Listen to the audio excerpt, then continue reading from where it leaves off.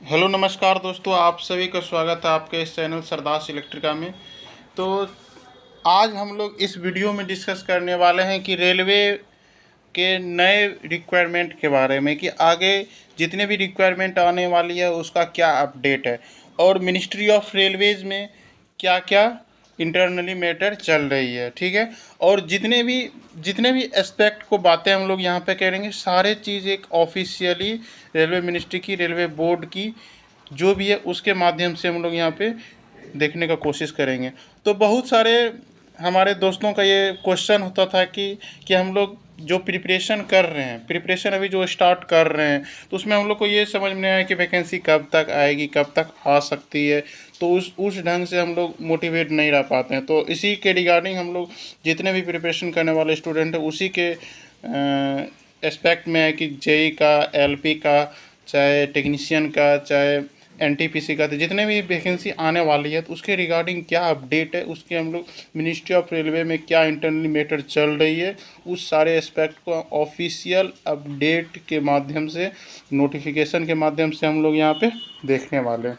तो सबसे फर्स्ट जो है कि प्रीवियस वैकेंसी जितने भी आई थी, चाहे हम यहाँ पे जेई की यदि बात करें तो जेई का जब भी प्रीवियस वैकेंसी हम लोग का 2018 दिसंबर में आया था, उसका जो कि एग्ज़ाम आपका 2019 में करवा लिया गया था और 2020 में उसका ज्वाइनिंग करवाया गया था। ठीक है।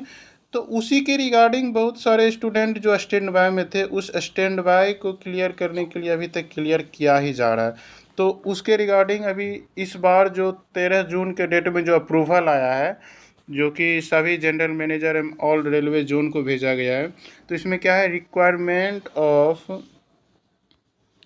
requirement of filling of additional vacancy by the zonal railways and PUs from standby waitlisted candidate of CEN 01 2018, जो कि टेक्नीशियंस के हो गए, CEN 03 2018 जेई का हो गया और CEN 02 2019 पैरामेडिकल स्टाफ का हो गया। तो ये अभी स्टैंड बाई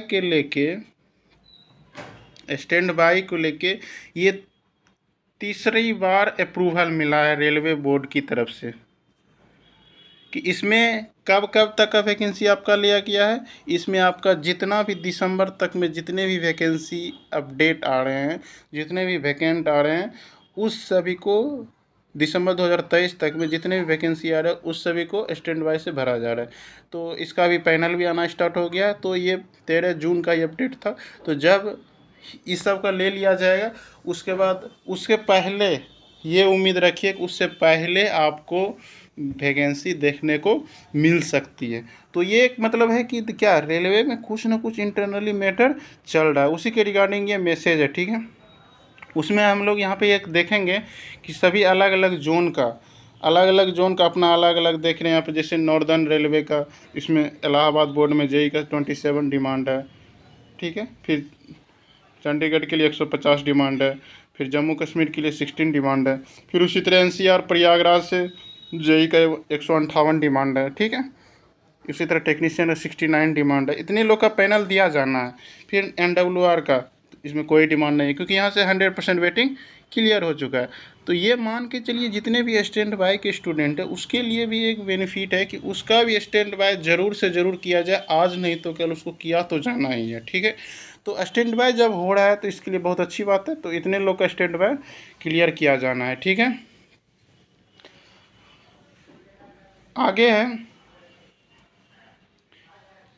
आगे का दूसरा नोटिस हम लोग का है इसको हम लोग देखने वाले हैं कि भारत सरकार, ministry of railway, railway board, तो ये हमारा है creation of non gazetted revenue post crew only on railway. मतलब जितने भी नॉन गेजेटेड पोस्ट को उसको क्रिएट किया। जैसे एक्चुअली हुआ था क्या कि जब हम लोग का 2020 के टाइम में कोविड का टाइम था, तो उस टाइम बहुत सारे पोस्टों को ऐसा किया गया था, उसके मतलब जो बंद कर दिया गया था।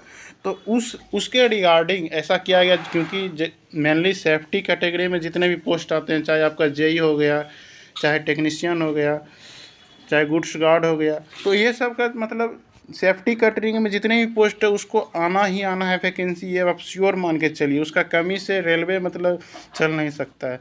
तो इसीलिए हम लोग का यह कि मतलब जितना भी क्रिएशन था नॉन गेजेटेड पोस्ट का, तो उसको ये सभी जोन को ये आदेश दिया गया। रेलवे भर्ती बोर्ड जो मेन आपका दिल्ली में जो है, वहाँ से ये आदेश दिया गया कि मतलब जितने भी नॉन गेजेटेड पोस्ट का है उसको आप क्रिएट करिए। जितने भी वैकेंसी यदि जितना हो सकता है सेफ्टी कैटेगरी में उतना ज़्यादा से ज़्यादा आप क्रिएट करके हमको डाटा भेजिए।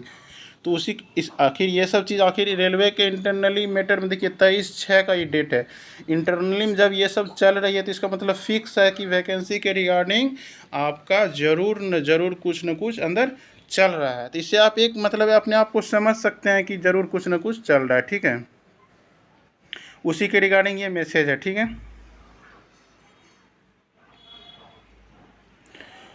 और इसी मैसेज के जस्ट 3 दिन के बाद आपका एक साउदर्न रेलवे से एक एसएनटी पोस्ट के लिए एसएनटी डिवीज़न एसएनटी डिपार्टमेंट में आपका यहाँ पे एक नोटिफिकेशन आया। उसको हम लोग डायरेक्ट टू द पॉइंट बात करते हैं कि सिग्नल के लिए आपका एसएसई जेई का टोटल रिक्वायर्ड कितना है 88। यहाँ पे इस डिवीज़न के लिए सिर्फ बात किया जा रहा है एसएससी और जेई का। और अभी कितना है वहाँ मात्र 26 वर्कर्स हैं, मानी आने की 62 वर्कर्स का शॉर्टेज है जेई एसएससी का। ओनली सिर्फ सिग्नल में सिर्फ एक डिवीज़न की बात किया जा रहा है। ऐसा सा कितना डिवीज़न है समझ लीजिए। सारे डिवीज़न में नॉर्मली एक जोन में 4 से 5 डिवीज़न होते हैं। इंडिया में टोटल कितना 17 जोन है। तो इस अनुसार से आप मान सकते हैं। और बहुत सारे पोस्ट भी होती है जेई का, जैसे कि मान लीजिए आप सिविल में बात करें तो सिविल में आपका हो गया पीवे हो गया, वर्क्स हो गया, ठीक है, ये सब हो गया। डिज़ाइन एंड एस्टिमेशन ये सिविल सबका हो गया। इलेक्ट्रिकल में बात करें टीआरडी हो गया, टीआरएस हो गया, जनरल सर्विस हो गया, ये सारे हो गया। उसके बाद मैकेनिकल में बात करें सीएनडब्ल्यू हो गया, ठीक है, वर्कशॉप हो गया, इसी तरह से हो गया। उसके बाद ट्रैक मशीन हो गया। तो आप समझिए सिर्फ ओनली एंड ओनली, उसके बाद सिग्नल भी एक हो गया। तो ओनली एंड ओनली सिग्नल में जब इतने वर्कर्स का शॉर्टेज है तो और समझ सकते हैं और अदर डिपार्टमेंट में शॉर्टेज हो सकता है। तो ये सिर्फ सिग्नल का बात बोल रहा है। सेम उसी तरह यहाँ पर यदि टेक्नीशियन की बात करेंगे, टेक्नीशियन में उसको रिक्वायर्ड कितना है 269, और अभी कितने वर्कर्स काम कर रहे हैं 159, मानी 110 वर्कर्स का वहाँ भी शॉर्टेज है, टेक्नीशियन का भी शॉर्टेज है। इसी तरह असिस्टेंट जो भी है इतने का शॉर्टेज आ रहा है। तो ये सब चीज़ को फुलफिल कैसे किया जाएगा, तो न्यू वैकेंसी के थ्रू। इसीलिए हम लोग को ये समझ में आ रहा है कि न्यू वैकेंसी आना ही तो आना है, क्योंकि न्यू वैकेंसी के थ्रू इस सब को फुलफिल किया जाना है। ये सब उसी के रिगार्डिंग है। एक और चीज़ था रेलवे मिनिस्ट्री की तरफ से, जनरल डिपार्टमेंट कम्पिटिटिव एग्ज़ाम जीडीएससी का वैकेंसी आप लोग का आने वाला है। ये किसके लिए है, जो कि रेलवे में ऑलरेडी काम कर रहे हैं। इसमें कौन कौन से रिक्वायरमेंट के लिए आ रहा है, इसमें जनरली आपका 3 सेक्शन में आ रहा है। पहला एलपी टेक्नीशियन आएगा, एलपी टेक्नीशियन। दूसरा आपका जेई का रहेगा। तीसरा आपका रहेगा गुड्स गार्ड यानी ट्रेन मैनेजर। ये 3 कैटेगरी का आपका आने वाला है। अब देखिए जो कोई भी रेलवे में वर्क कर रहे हैं, यदि तीनों के रिगार्डिंग अब एजुकेशनल क्वालिफिकेशन आपके पास है तो आप ये तीनों पोस्ट के लिए अप्लाई कर सकते हैं।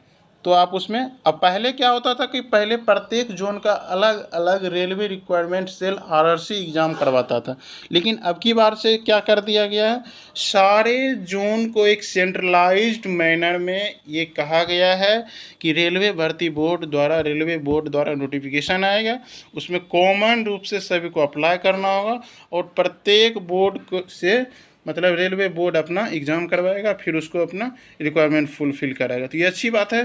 तो अब ये समझना है कि जीडीसी का कितना वैकेंसी होता है। जैसे टोटल वैकेंसी जितना भी डायरेक्ट कोटा का होगा, डायरेक्ट कोटा का जितना भी वैकेंसी होगा, इसमें जैसे जनरली बोला गया है कि जुलाई 2023 से लेके जुलाई 2025 तक के वैकेंसी, जितने भी टोटल वैकेंसी हैं उस टोटल वैकेंसी के 25% आपका जीडीसी से भरा जाना है।